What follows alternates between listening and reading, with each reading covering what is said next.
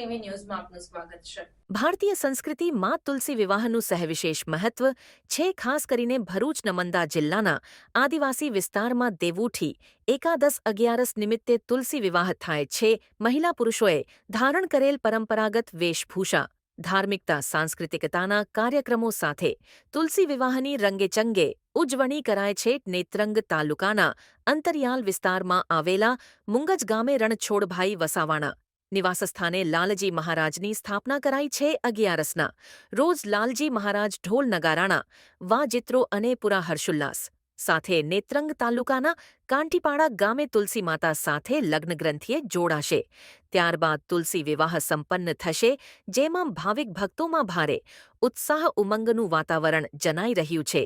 ઉલ્લેખનીય છે કે નેત્રંગ તાલુકાના કાંટીપાડા ગામે શ્રી સંત પુનિત માનવ કલ્યાણ ટ્રસ્ટ જેસપુર અને કાંટીપાડા ગ્રામજનો થકી પુનિત છેલ્લા 7 દિવસથી રામાયણ કથામાં મોટી સંખ્યામાં ભાવિક ભક્તો લાભ લઈ રહ્યા છે। ભગવાન સત્યનારાયણની કથાનું ભવ્ય આયોજન કરવામાં આવ્યું હતું, જે કથામાં 351 જોડાઓએ કથાનો લાભ લીધો હતો, જે આકર્ષણનું કેન્દ્ર બન્યું હતું।